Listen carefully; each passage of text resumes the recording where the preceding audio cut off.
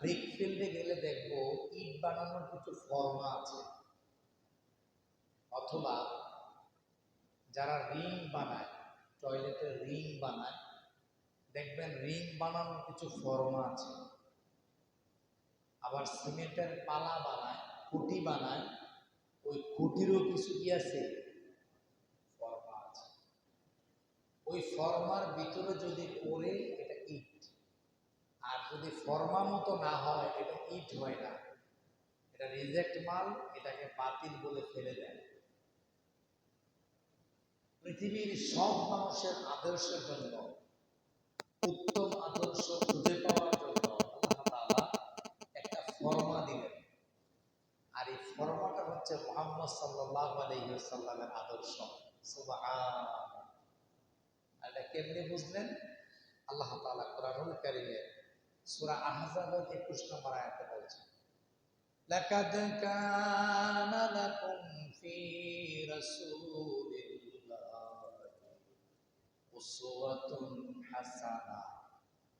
আল্লাহ রাব্বুল আলামিন বলেন, ও দুনিয়ার মানুষ শোনো, আমি যে আমার বন্ধুরে পাঠাইলাম, তোমরা আমার বন্ধুর কাছ থেকে উত্তম আদর্শ খুঁজে নাও।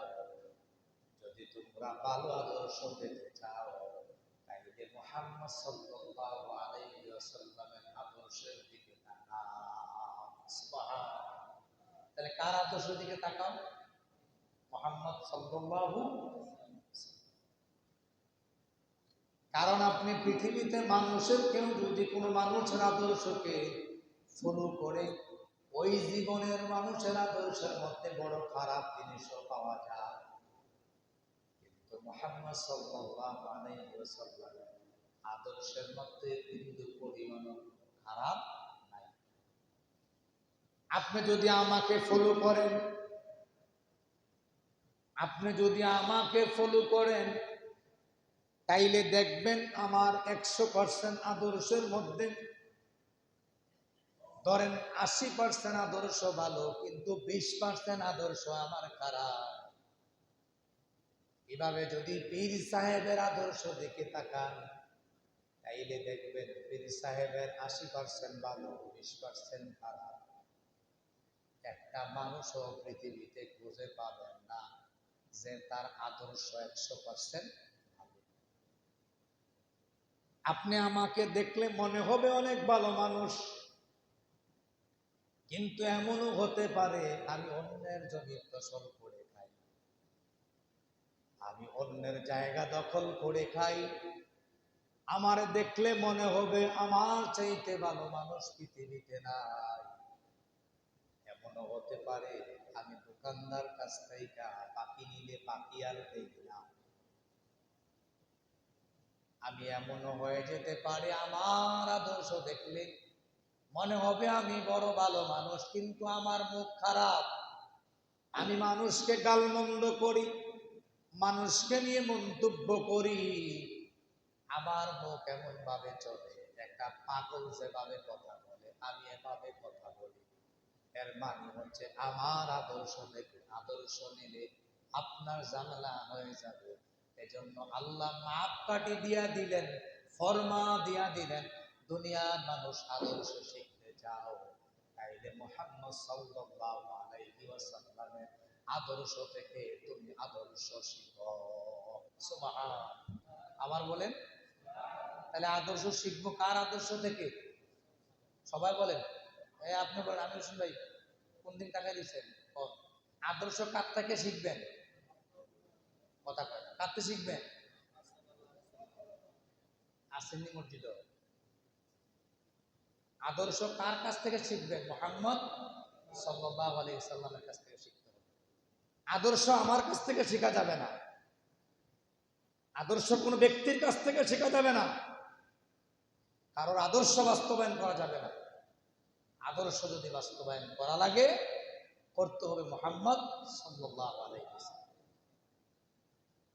আর কারোর আদর্শ বাস্তবায়ন করা যাবে না। আমার দলের নেতা আমারে বলল তুমি জিনা করো না। হতে পারে আমার দলের নেতা জিনা করে। আমার দলের নেতা বলল মানুষের উপর জুলুম করো না। হতে পারে আমার দলের নেতা জুলুম করে, এমনও হতে পারে আমার নেতা বলল তুমি কারোর উপর অত্যাচার করো না, আমি অত্যাচার করি, তাইলে আমার কাছ থেকে আদর্শ নিতে পারবেন। আল্লাহ বলে দিলেন লাকাদ কানা লাকুম ফি রাসূলিল্লাহি উসওয়াতুন হাসানা। আল্লাহ বলেন তুমি উত্তম আদর্শ চাও, তাইলে আমার বন্ধু মুহাম্মদের আদর্শের দিকে তাকাও, তাইলে তুমি উত্তম আদর্শ পেয়ে যাইবা। আল্লাহর নবী সাল্লাল্লাহু আলাইহি ওয়াসাল্লামের চরিত্র কেমন ছিল এবার শুনুন। আমার চরিত্রটা কেমন, তার চরিত্র কেমন ছিল না আল্লাহ নিজে সার্টিফাই করেন। আল্লাহ বলেন ওয়া ইন্নাকা লাআলা খুলুকিন আযীম। আমার হাবিবের চরিত্র পৃথিবীর সব মানুষের চরিত্র চাইতে উত্তম। সুবহানাল্লাহ। আচ্ছা, এখন আমার চরিত্র ভালো খারাপ কয়জনে কইব? সবাই বলেন তুমি কয়জনে বলবো? 2 4 5 জন 10 জন। কিন্তু মুহাম্মদ সাল্লাল্লাহু আলাইহি ওয়াসাল্লামের আদর্শ আল্লাহ নিজে বলছেন পৃথিবীর সব মানুষের চাইতে চরিত্র ভালো কার? মুহাম্মদ সাল্লাল্লাহু আলাইহি ওয়াসাল্লাম। তাহলে চরিত্র যদি আপনি ভালো চরিত্র পেতে চান, তাহলে মুহাম্মদ সাল্লাল্লাহু আলাইহি ওয়াসাল্লামের চরিত্রের দিকে আপনি তাকান। তার চরিত্রের মধ্যে রয়েছে আপনার আমার জন্য উত্তম এক চরিত্র। আল্লাহর নবী সাল্লাল্লাহু আলাইহি ওয়াসাল্লাম উম্মতের বড় দরদি। আর এই দলিলটা নেওয়ার পরে অনেকে মনে করে নবীজি আমাদের জন্য সুপারিশ করবে, হয়তো আমরা এমনি মাফ পেয়ে যাব। নবীজি আল্লাহর নবী সাল্লাল্লাহু আলাইহি ওয়াসাল্লাম উম্মতের বড় দরদি। এটা আল্লাহ তাআলা কোরআনুল কারীমে ঘোষণা করেছেন লাকাদ জাআকুম রাসূলুম মিন আনফুসিকুম আজিজুন আলাইহি মা আনিতুম হারিসুন আলাইকুম বিল মুমিনিনা রাউফুর রহিম। আল্লাহ রাব্বুল আলামিন বলেন তোমাদের নিকট তোমাদের মধ্য থেকে একজন রাসূল আমি পাঠিয়েছি। সুবহানাল্লাহ। রসুলকে আল্লাহ তাআলা আকাশ থেকে পাঠায় নাই, তোমাদের কাছ থেকে একজন রসুল তিনি পাঠিয়েছেন। এবার তিনি বলেন যিনি তোমাদের দুঃখ যাতনা, তোমরা যখন দুঃখ পাও, তোমরা যখন যাতনা পাও, তোমরা যখন কষ্ট পাও, ওই নবী তোমাদের কষ্টে কষ্ট পায়। সুবহানাল্লাহ। তাইলে উম্মত কষ্ট পায়, নবীও কষ্ট পায়। উম্মত যদি কষ্ট পায় তাহলে নবীও কষ্ট অনুভব করে। আল্লাহ তাআলা বলছেন আজিজুন আলাইহি মা আনিতুম হারিসুন আলাইকুম বিল মুমিনিনা রাউফুর রহিম। যখন বান্দা কষ্ট পায় তার নবীও কষ্ট পায়। আল্লাহ বললেন আমি তোমাদের কাছ থেকে একজন নবী পৃথিবীতে পাঠালাম, ওই নবী তোমার কষ্টে তিনি কষ্ট পায়, তোমার প্রতি তার বড় দয়া, তোমার প্রতি তার বড় মায়া। এমন মায়ার নবীর, এমন দয়ার নবীর উম্মত পেতে পেরে খুশি না বেজার? সবাই বলেন খুশি না বেজার? সেজন্য বলুন আলহামদুলিল্লাহ। আবার বলুন আলহামদুলিল্লাহ। আমরা এমন একজন নবী পাইলাম যেই নবী উম্মতের দরদি, উম্মতের মায়া। আল্লাহ নবী সাল্লাল্লাহু আলাইহি ওয়াসাল্লাম বলেন কিয়ামতের ময়দানে অধিকাংশ নবীদেরই দোয়া সব শেষ হয়ে যাবে পৃথিবীতে থাকতেই, কিন্তু আল্লাহর নবী সাল্লাল্লাহু আলাইহি ওয়াসাল্লাম বলেন আমি কিয়ামতের ময়দানে সিজদায় পড়ে যাব। দীর্ঘ সময় ধরে তিনি সিজদায় পড়ে থাকবেন। আল্লাহ রাব্বুল আলামিন ফেরেশতার মাধ্যমে জানতে চাইবেন ও আমার হাবিব আপনি কেন আজকে দীর্ঘ সময় ধরে সিজদায় পড়ে আছেন, কি আপনার মনে ব্যথা?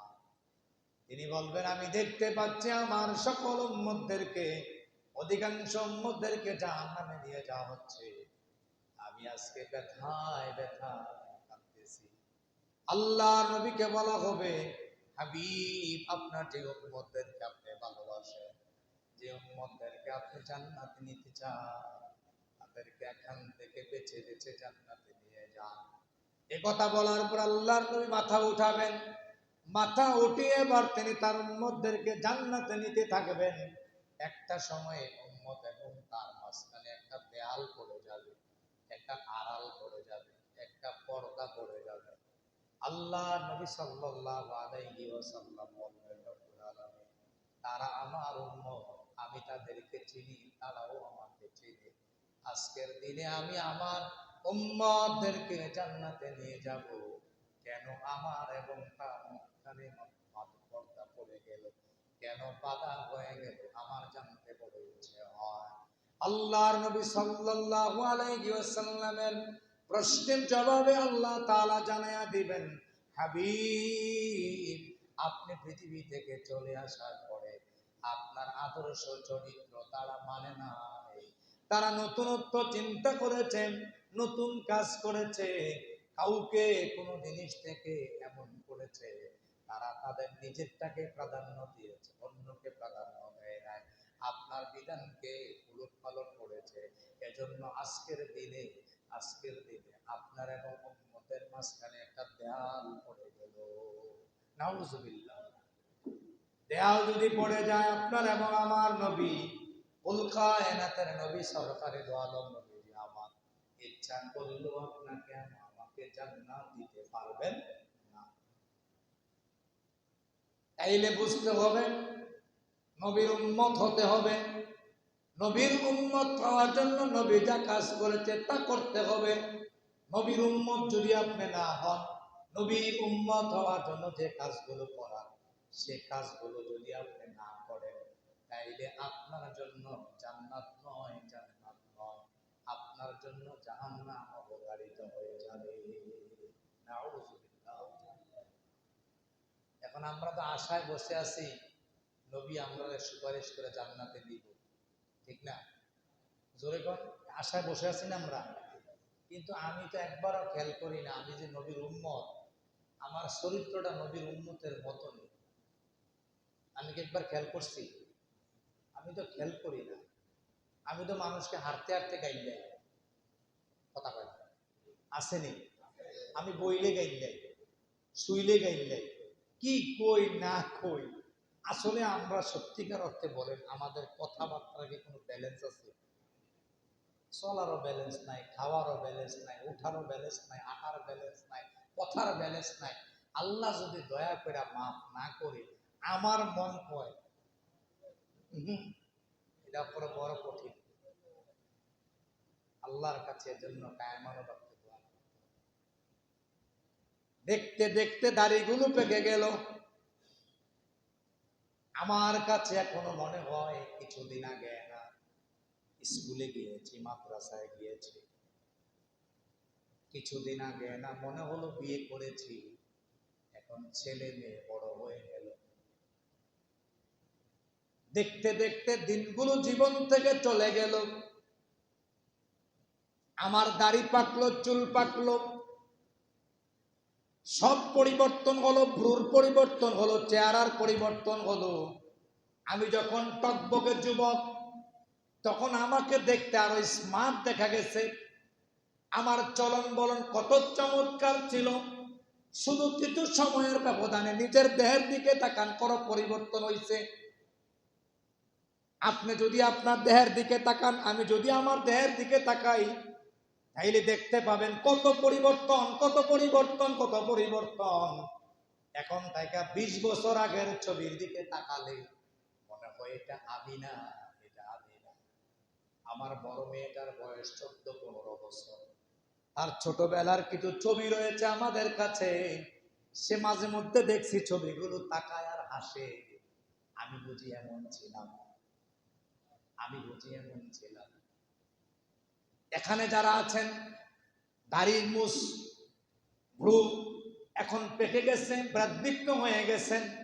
আমার মন বলছে 10 বছর থাকা অবস্থায় ছবিটা যদি দেখেন, তাইলে আপনি নিজে নিজে হাসবেন, আমি বুঝি এমন ছিলাম। আল্লাহু আকবার। পরিবর্তনটা হয়ে গেল। কিন্তু একটা জিনিসের পরিবর্তন হয় না এখনো, আমার স্বভাবের পরিবর্তন কিন্তু এখনো হয় নাই। সফল তো তিনি, তার স্বভাবের পরিবর্তন হলো। সফল তো তিনি, যার আচরণের পরিবর্তন হলো। সফল তো তিনি, যার কথার পরিবর্তন হলো। আগে পাগলের মতো কথা বলেছেন, আগে দাড়ি কমা দেন নাই, যেমন চাইছে তাই বলছেন, মানুষ সুন্দর লাগছে। আপনার ছোট্ট শিশুরা 3 বছর 4 বছর ঘরে যা কয় তাই সুন্দর লাগে, তাকে নিয়ে সবাই হাসে, তাকে নিয়ে সবাই মজা করে। এখন যদি আপনি এইভাবে কথা বলেন, কেউ আপনাকে পছন্দ করবে না। বুঝতে হবে, আপনার সব পরিবর্তন হলেও যদি পরিবর্তনের সাথে সাথে আপনার আচরণের পরিবর্তন হয়, তাইলে আপনি প্রকৃত মানুষ। আল্লাহু আকবার। সব পরিবর্তন হলো, কিন্তু আমাদের চরিত্রের পরিবর্তন হলো না। নবীজি বলেন, তুমি যদি উত্তম চরিত্রের অধিকারী হতে চাও, আল্লাহ বলেন তুমি যদি উত্তম চরিত্রের অধিকারী হতে চাও, আমার হাবিবের চরিত্রের দিকে তুমি তাকাও। সুবহান। একেবারে ছোট থেকে, শিশু থেকে বৃদ্ধ পর্যন্ত, শেষ জীবন পর্যন্ত টোটাল জীবন ছিল ব্যালেন্স। এজন্য আমাদেরকে বিষয়গুলো খেয়াল করতে হবে। আমাদের জীবনের পরিবর্তন হচ্ছে, বয়সের পরিবর্তন হচ্ছে, কিন্তু আমাদের আসলে স্বভাবের কোনো পরিবর্তন হচ্ছে কিনা, এই বিষয়গুলো একটু দেখা দরকার। فبما رحمة من الله, আল্লাহ বলেন আমার হাবিবের মনটাকে আমি নরম করে দিলাম। সুবহানাল্লাহ। উম্মতের জন্য নরম, উম্মতের জন্য নরম, উম্মতের জন্য বড় দরদি। আল্লাহ বলেন ও হাবিব, তুমি যদি শক্ত হয়ে যাও, আপনি যদি শক্ত হয়ে যান, ফাবিমা রাহমাতিন মিনাল্লাহি লিনতা লাহুম ওয়ালাউ কুনতা ফাজ্জান গালিজাল কলব। আপনার হৃদয়টা যদি শক্ত হয়ে যায়, তাইলে আপনার চারিপাশে কোনো মানুষ আসবে না, সবাই আস্তে আস্তে আপনার কাছ থেকে দূরে চলে যাবে। হাবিবকে বলছেন আল্লাহ, লিনতা লাহুম ওয়ালাউ কুনতা ফাজ্জান গালিজাল কলব লানফাদ্দু মিন হাওলিকা ফাআফু আনহুম ওয়াস্তাগফির লাহুম ওয়াশাবিরহুম ফিল আমর। এজন্য আমি আল্লাহ আপনার হৃদয়টাকে কোমল করে দিলাম, নরম করে দিলাম, যে আসে তেই আপনার কাছে জায়গা পায়। সুবহানাল্লাহ। গরিব মানুষ গিয়েছে নবীর কাছে জায়গা পায়, বড় লোক গিয়েছে নবীর কাছে জায়গা পায়, অসুস্থ গিয়েছে নবীর কাছে জায়গা পায়, সুস্থ গিয়েছে নবীর কাছে জায়গা পায়। নবী এমন মানুষ ছিলেন, এমন ব্যক্তি ছিলেন, নবীর কাছে যে যে অবস্থায় গিয়েছে আপন করে তিনি গিয়েছেন। এটা তার কোমল হৃদয়ের কারণে। নবী এবং আপনার এবং আমার জন্য কোমল, কান্না করবেন কিয়ামত পর্যন্ত, উম্মতে উম্মতে বলে কান্না করে করে তার সর্বশেষ কাল আজ পর্যন্ত দুনিয়ার জমিনে তিনি থেকে গেলেন। আর লাশটা ইচ্ছা করলে তিনি দুনিয়াতে থাকা লাগতো না, তিনি উম্মতের মায়ায় মদিনায় এখনো শুয়ে আছেন। কয়টা টাকা হইছে, যান ঘুরে আসেন, নবীজির রওজাটা দেখে আসেন, হৃদয়টা ভরে যাবে, দুনিয়ার খারাপ কাজগুলোর কথা মনেই থাকবে না।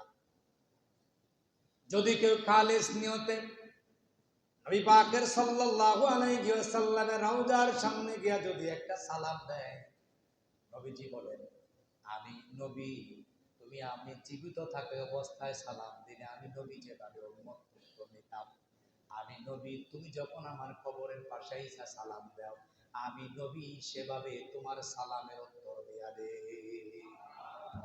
যাইতে মন চাইনি? জোরে কোন চাইনি? টাকা হইছে ঘুরে আসে, বাড়ি তো বেঁচে থাকলে বহু কিনতে পারবে, বেঁচে থাকলে বাড়ি বহু করতে পারবেন, টাকা হইল মক্কা মদিনা যাইতে পারলেন না, আপনি বড় পোড়া কপাল, পোড়া কপাল, পোড়া কপাল। এই জন্য আল্লাহর কাছে দোয়া করি, রব্বুল আলামিন আমাদের সকলকে টাকাওয়ালা বানাও, তোমার হাবিবের রওজা কাবাগর, তোমার কাবাগর জিয়ারত করার মতো তৌফিক আমাদের সকলকে দান করো। সকলে বলেন আমিন। আবার বলেন আমিন। লা ইউকাল্লিফুল্লাহু নাফসান ইল্লা উসআহা।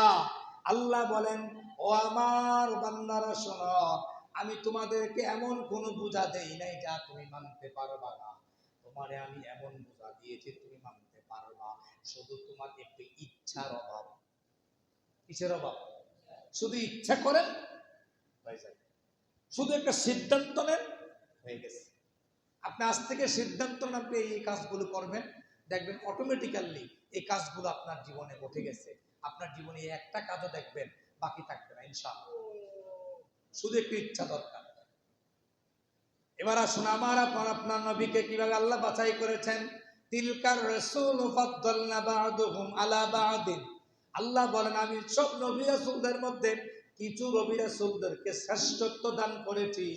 এর মধ্যে আমার হাবিব মুহাম্মদুর রাসূলুল্লাহ সাল্লাল্লাহু আলাইহি ওয়াসাল্লাম তিনি আমার কাছে বড় প্রিয়, বড় বাছাই করা। সুবহানাল্লাহ। আপনার নবী আল্লাহর কাছে বড় প্রিয় নবী, আপনার নবী আল্লাহর কাছে বড় প্রিয় রাসূল। এজন্য আপনি এমন একজন নবীর উম্মত, আমি এমন একজন নবীর উম্মত। শুধু একটু কল্পনা যদি করেন দেখবেন কোরআন হাদিস পর্যালোচনা করলে আপনার আমার নবীর চাইতে দামি নবী পৃথিবীতে আর একজন আসে। আমরা যে বিভিন্ন অনুষ্ঠান করি, অনুষ্ঠান করলে আমরা দেখতে পাই মাহফিল হোক অথবা সমাবেশ হোক, প্রধান অতিথি সবার পরে উঠে, আগে উঠে না। আল্লাহ নবী সাল্লাল্লাহু আলাইহি ওয়াসাল্লাম সবার শেষে এসেছে, আবার সবার আগেই তিনি জান্নাতে চলে যাবেন। সুবহানাল্লাহ। আনা আকরাউ বাবা নিরাল জান্নাত। নবীজি সাল্লাল্লাহু আলাইহি ওয়াসাল্লাম বলেন আমি নবী প্রথমে জান্নাতে করানাঘাত করব। আমি নবী জান্নাতে করানাঘাত করার সাথে সাথে জান্নাতের দরজা খুলে যাবে। আমি নবী প্রথমে জান্নাতে প্রবেশ করব। আমি নবী জান্নাতে প্রবেশ করার আগে সকল নবী উম্মতদের জন্য জান্নাতে প্রবেশ করা হারাম। বলেন সুবহানাল্লাহ। এখনো সবাই বলেন না, বলেন সুবহানাল্লাহ। বুঝেন বুঝেন নবী কেমন নবী উম্মত। এখন ভুলে গেছি আমরা নবীর কথা, ভুলে গেছি পূর্বপুরুষের কথা, সব ভুলে গেছি। এখন শুধু আমার পৃথিবী পৃথিবী পৃথিবী, আমার শুধু লাগবে, দুনিয়াটা দিল আমার লাগবে। এই স্বভাবের আমরা সবাই, আমি সহ, আমার শুধু কি লাগবে, আমার শুধু প্রয়োজন। আল্লাহ রাব্বুল আলামিন বলছেন মুহাম্মদ সাল্লাল্লাহু আলাইহি ওয়াসাল্লামকে মক্কার লোকের একটা সময় ভাবতে শুরু করে দিলেন মুহাম্মদ হইল কেমনে। সুবহানাল্লাহ। এত মর্যাদার হইল কেমনে? হিরাক্লিয়াসের কাছে একবার আবু সুফিয়ান, তিনি তখনও কালেমা গ্রহণ করেন নাই, ওই দেশে তিনি বাণিজ্যিক কাছে গিয়েছিলেন।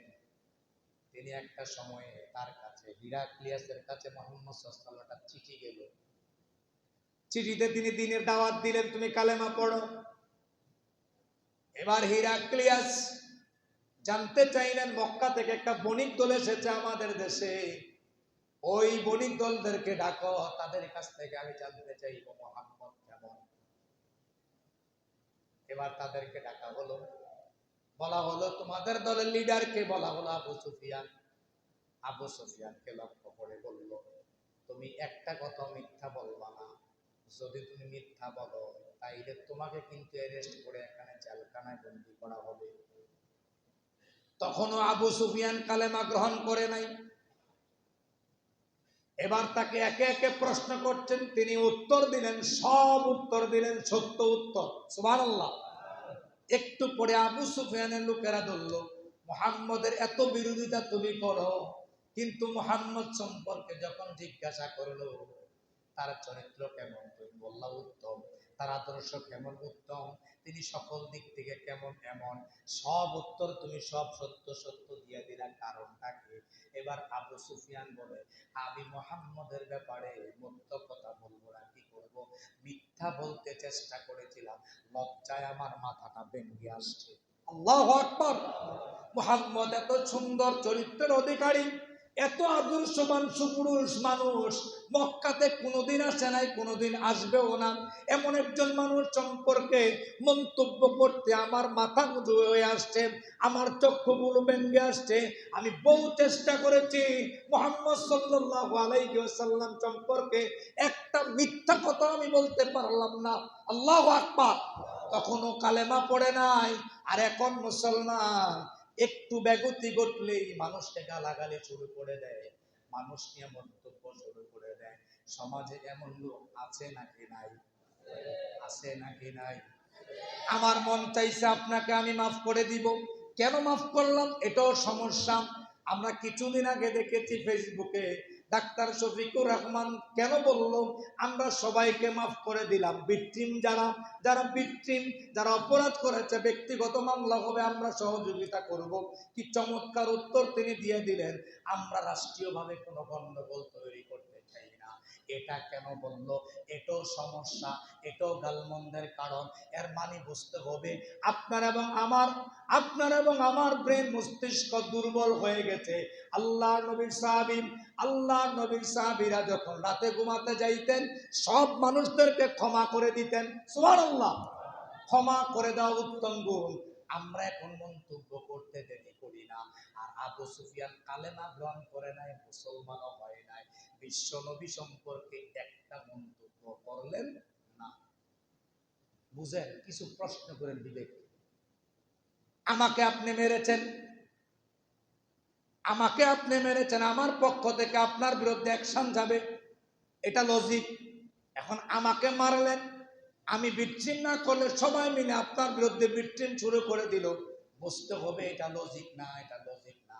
সবাই মিলে সহযোগিতা করবে আর সমাধান যাবে আমার কাছ থেকে। এজন্য দেশের মানুষগুলোর কাছে আমার কাকুতি মিনতি বাক্যে এই অনুরোধটুকু রেখে যায়, মন্তব্য থেকে নিজেকে আড়াল করুন, নিজেকে আড়াল করুন। বিশ্বনবী সাল্লাল্লাহু আলাইহি ওয়াসাল্লামের আদর্শ যারা অনুকরণ করে তাদের সম্পর্কে মন্তব্য করার দুঃসাহস করবেন না। দেখেছি আমরা বিগত দিনে যারা দিনের বিরুদ্ধে কথা বলেছে, দিনের লোকদের বিরুদ্ধে কথা বলেছে, যারা ইসলামী আন্দোলনের বিরুদ্ধে কথা বলেছে, তারা নিঃশেষ হয়ে গেছে।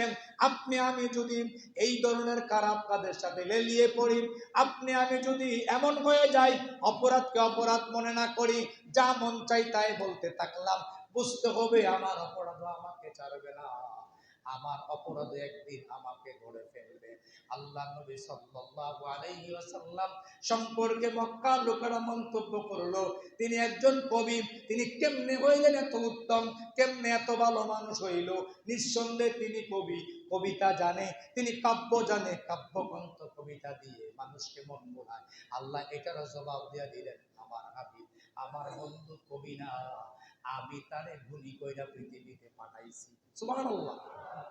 আল্লাহ বলেন ওয়ামা আল্লামনাহু আশ-শি'রা ওয়ামা ইয়ানবাগি আনহু ইন হুয়া ইল্লা যিকরুন ওয়া কুরআনুম মুবিন। আল্লাহ বলেন আমার হাবিব তো কবি না, আর আমার হাবিব যা বলছে এটা সুস্পষ্ট কোরআনুল কারীম। সুবহানাল্লাহ। আমি যা বলছি কোরআন থেকে বলছি। আপনি যদি আমাকে নিয়ে মন্তব্য করেন, আপনি যদি কোনো দিনের কাজকে নিয়ে মন্তব্য করেন, বুঝতে হবে কোরআন সুন্নাহর বিরুদ্ধে আপনি কাজ করছেন। আল্লাহ নবী কোরআন থেকে কথা বলছে আর মানুষ বলছে এটা কাব্যগ্রন্থ। আল্লাহ জানাইয়া দিলেন আমার হাবিব যা বলছে এটা কাব্যগ্রন্থ নয়, এটা আমার দেওয়া কোরআন। সুবহানাল্লাহ।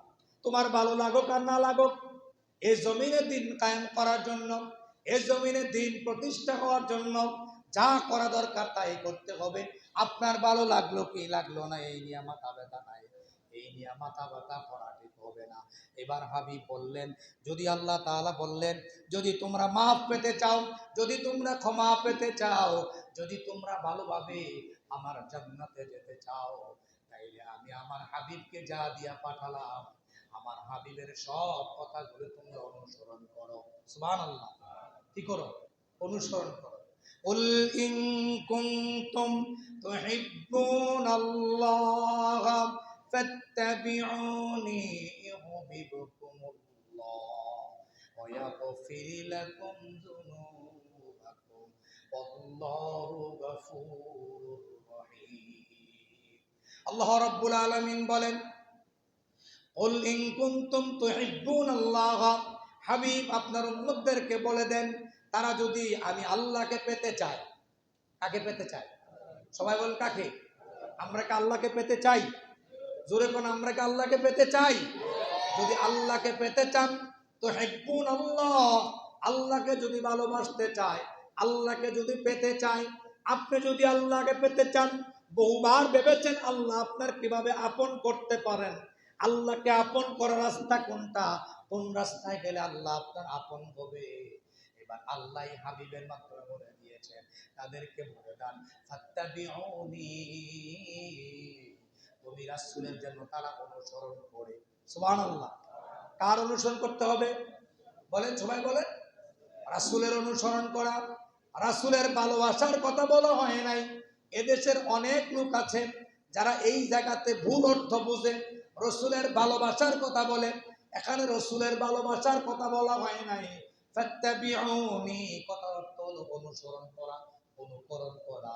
এর মানে হচ্ছে নবী যেভাবে বসেছে তুমি সেভাবে বসো, নবী যেভাবে কথা বলেছে তুমি সেভাবে কথা বলো, নবীর চরিত্র যেমন তোমার চরিত্র তেমন করো, নবী যেভাবে নামাজ পড়েছো তুমি সেভাবে নামাজ পড়ো, নবী যেভাবে কাপড় পরেছো তুমি সেভাবে কাপড় পরো।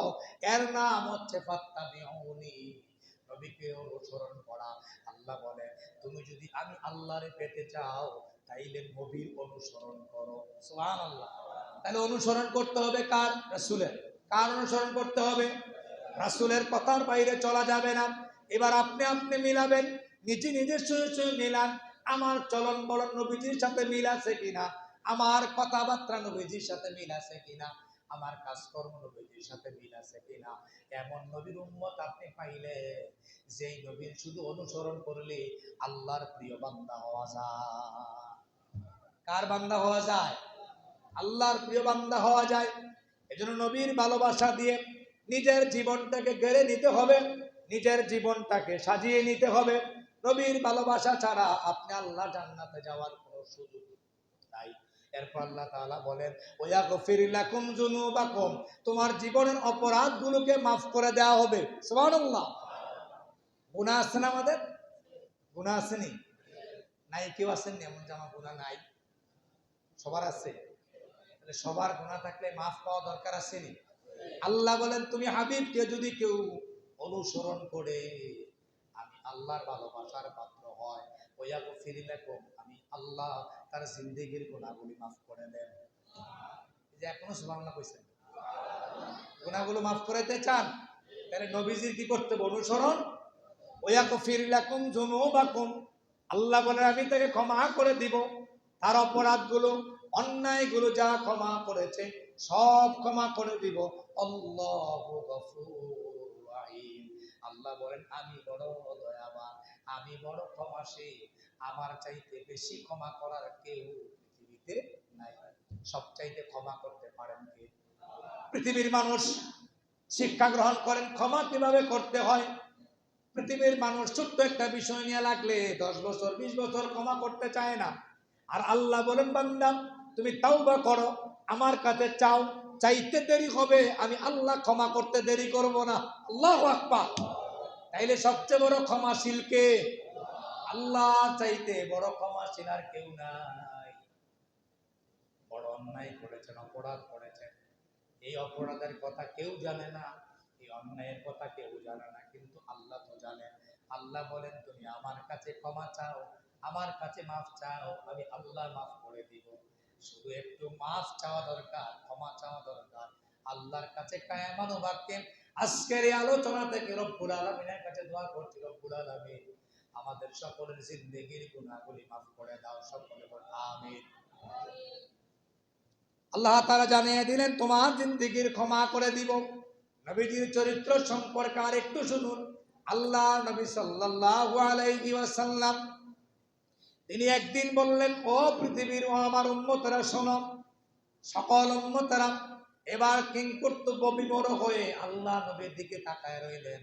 আল্লাহ নবী বললেন তোমরা আমাকে রাতের আধারে যা দেখো, রাতের আধারে আমি যা করছি তোমরা আমাকে যা দেখো, এবং দিনের পহরে দিনের বেলা আমি যা করছি তোমরা আমাকে যা দেখো, এই সব কথাগুলো আমার উম্মতদেরকে জানাইয়া দাও।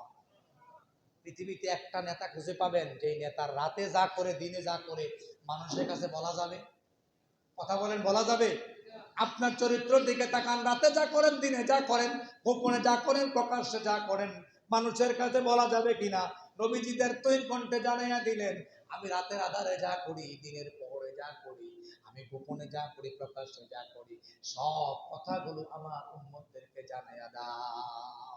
সুবহানাল্লাহ।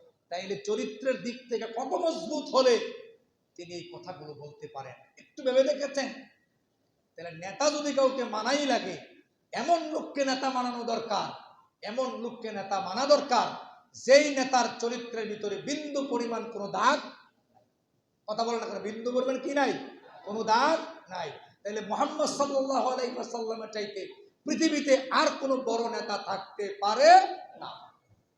তাহলে আমাদের নেতাকে মুহাম্মদ সাল্লাল্লাহু আলাইহি ওয়াসাল্লাম বলেন, আমাদের নেতাকে, আবার বলেন আমাদের নেতাকে।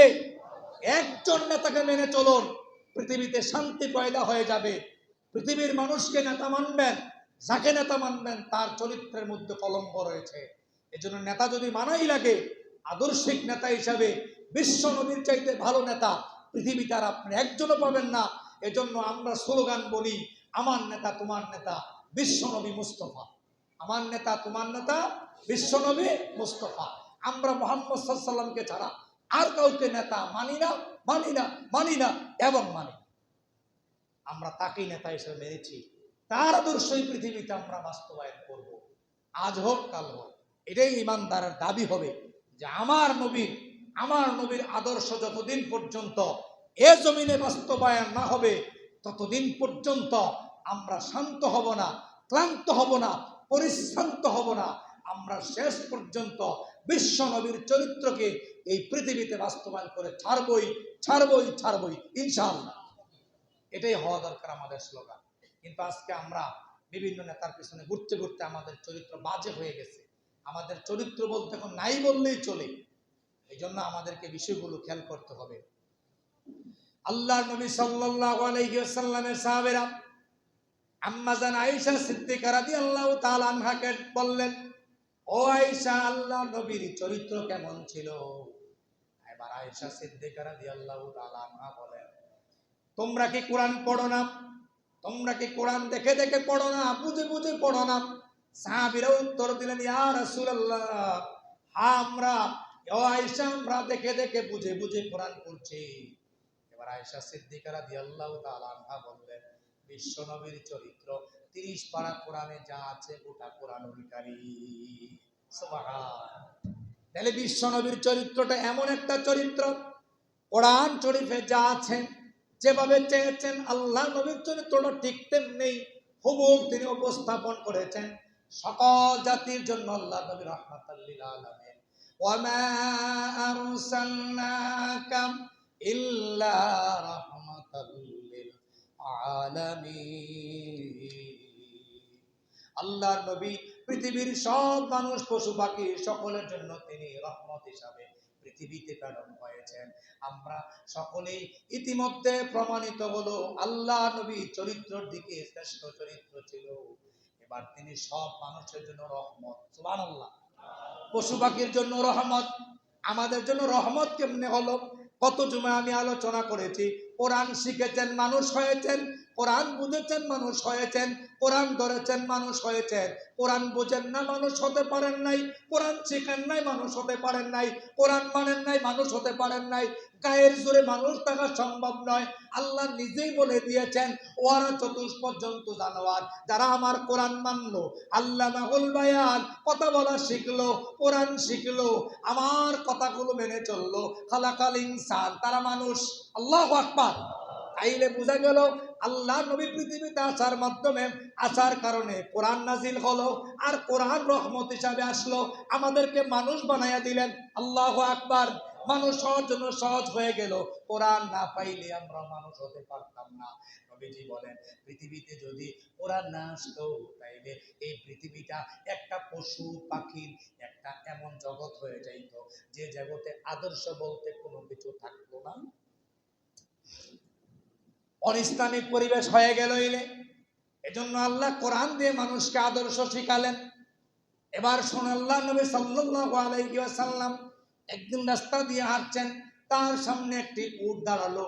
উটটা দেখতে মনে হচ্ছে যেন একটা কঙ্কাল, এই মাত্র এক্সরে করে এনে দাঁড় করানো হয়েছে, এত শুকনা। আল্লাহ নবীর দিকে তাকাইয়া উট চিনতে পারলেন তিনি বিশ্ব নবী, শেষ নবী। উট ঝরঝর করে কাঁদতে থাকলেন। উটের কান্না দেখে আল্লাহ নবী বুঝতে বাকি রইলেন না, উটটার বড় কষ্ট হচ্ছে। এবার আল্লাহ নবী ডাকলেন, ও আমার সাহাবারা, এই উটের মালিককে ডাকো। মালিককে ডাকা হলো। মালিককে বললেন, তুমি উট দিয়ে কামাই খাও, উট দিয়ে ইনকাম করো, উট দিয়ে মজুরি কামাই করো, টাকা অর্থ ইনকাম করো ঠিক, কিন্তু উটের তুমি খাবার দাও নাই, উটের আমার কাছে নালিশ করেছে। আল্লাহু আকবার। তাহলে পশু পাখির জন্য রহমত হয়ে গেলেন। পশু পাখি যে খাওয়াতে হবে, পশু পাখিকে লালন পালন করতে হবে, এই পশু পাখির উপর জুলুম করা যাবে না, কষ্ট করা যাবে না, এই শিক্ষা বিশ্ব নবী দিয়ে গেলেন। আল্লাহু আকবার। তাইলে বোঝা গেল আল্লাহ নবী সাল্লাল্লাহু আলাইহি ওয়াসাল্লাম আপনাদের জন্য রহমত, আমাদের জন্য রহমত, পশু পাখির জন্য তিনি রহমত হিসাবে পৃথিবীতে এসেছেন। নবীকে দায়িত্ব দিলেন তিনটি। আল্লাহ রাব্বুল আলামিন সূরা আহজাবের ৪৫ নম্বর আয়াতে বলছেন, ইয়া আইয়ুহান নাবিয়্যু ইন্না আরসালনাকা শাহিদাও ওয়া মুবাশশিরাও ওয়া নাযীরা। আল্লাহ বলেন, হাবিব আপনাকে আমি পৃথিবীতে সাক্ষীদাতা হিসেবে পাঠালাম, ২ নম্বরে মুবাশশিরা সুসংবাদ দাতাম, ৩ নম্বরে নাযীরা ভয় প্রদর্শন। আপনি আপনার উম্মতদেরকে জানাইয়া দেন, আমি কোরআন দেখে গেলাম, আমি নবী এসে দাওয়াতি কাজ করে গেলাম, তোমাদেরকে কোনটা জান্নাতের পথ কোনটা জাহান্নামের পথ শিখিয়ে গেলাম, এটা জান্নাতের পথ এটা জাহান্নামের পথ, আমি নবী সাক্ষী হয়ে গেলাম। সুতরাং সাবধান, চলাফেরা করার ক্ষেত্রে সাবধানতা অবলম্বন করো। ২ নম্বরে মুবাশশিরা, আল্লাহর নবী বলেন, আমি মুবাশশিরা, আমি সুসংবাদদাতা, আমি মানুষদেরকে জানায় গেলাম এটা জান্নাতের পথ, এটা জান্নাতের পথ, এটা জান্নাতের পথ, এটা ভালো মানুষের পথ, এটা ভালো কাজের পথ, তুমি এই পথে চলো, এই পথে চলাই তোমার কাজ। আল্লাহ নবী সুসংবাদ দিয়ে গেলেন। এরপরে নাযীরা, আল্লাহ নবী দুঃসংবাদ দিয়ে গেলেন, ভয় দেখায়া গেলেন, এটা জাহান্নামের পথ, জাহান্নামের কঠিন আযাবের মুখোমুখি তোমাকে হওয়া লাগবে। তুমি যদি জান্নাতের পথে না চলো, জাহান্নামের পথে যদি তুমি হাঁটো। নাযীরা, আল্লাহ জানাইয়া দিলেন হাবিবের মাধ্যমে, তুমি ভয় প্রদর্শনকারী হিসাবে আমি তোমাদের কাছে এসেছি, সাবধান, তোমরা জান্নাতের পথটাকে বেছে নাও, জাহান্নামের পথটাকে বেছে নিও না। এরপর আল্লাহ তাআলা বলেন, ওয়াদাইয়ান ইলাল্লাহি বিইজনিহি ওয়া সিরাজাম মুনীরা, আমার হাবিবকে পাঠাইলাম উজ্জ্বলিত প্রজ্বলিত একটা বাতি দিয়া। আল্লাহু আকবার। মানুষ কোন পথে চলবা, কোনটা জান্নাতের পথ কোনটা জাহান্নামের পথ, কোনটা আলো কোনটা অন্ধকার তুমি জানো না, হাবিবের হাতে আমি কোরআনুল কারীম ধরাইয়া দিলাম প্রজ্বলিত বাতি হিসাবে, এই বাতি তুমি ধরো। আল্লাহ নবী বাতি দিয়ে গেলেন, আল্লাহ নবী প্রজ্বলিত বাতি ধরাইয়া দিয়ে গেলেন, জানাইয়া দিয়ে গেলেন, যারাই চলবা এই কোরআনের পথে, যারাই চলবা কোরআন ধরে ধরে, তারাই জান্নাতের পথ পেয়ে যাইবা, আলোর পথ পেয়ে যাইবা। আল্লাহু আকবার। আর যারা কোরআন ছেড়ে দিবা, কোরআন থেকে নিজেকে দূরে ছড়াইয়া নিবা, কোরআন বাদ দিবা, নিজের মন মতো জীবন পরিচালনা করবা, তারাই অন্ধকার পকটের মধ্যে পড়বা, তাদের জন্য আল্লাহ জাহান্নাম রেখে দিয়েছেন। নাউযুবিল্লাহ। ওয়াদাইয়ান ইলাল্লাহি বিইজনিহি ওয়া সিরাজান মুনীরা, আমি আমার হাবিবকে প্রজ্বলিত বাতি হিসাবে পৃথিবীতে পাঠালাম। ওয়াবাশশিরিল মুমিনিন, যারা মুমিন হইবা, যারা কোরআন ধরবা, তাদের জন্য সুসংবাদ। আল্লাহু আকবার। যারা কোরআন ধরবা, যারা কোরআন বুঝবা, ভালো মানুষ হইবা, ভালো মানুষের পথে চলবা। ওয়াবাশশিরিল মুমিনিন, মুমিনদের জন্য এটা সুসংবাদ। বিআন্না লাকুম মিনাল্লাহি ফাদলান কাবীরা, এবং আমি আল্লাহ যারা মুমিন হবে তাদের জন্য এক মহা পুরস্কারের ব্যবস্থা রেখে দিয়েছি। সুবহানাল্লাহ। তাইলে আপনি পুরস্কার পাবেন যদি মুমিন হন। ওয়ালা তুতিইল কাফিরিনা ওয়াল মুনাফিকিনা, যারা কাফের, যারা মুনাফিক, আল্লাহ বলছেন ওয়ালা তুতিই, তুমি অনুসরণ করো না, তাদেরকে পরোয়া করো না, তাদেরকে মেনে চলো না। যারা কাফের, যারা মুনাফিক, তাদেরকে মেনে চলো না। এখন সমাজে মুনাফিক ভরপুর হয়ে গেছে, মুনাফিকদেরকে অপেক্ষা করতে বলেছেন কে? সুতরাং মুনাফিকদের সাথে কোনো সম্পর্ক নাই।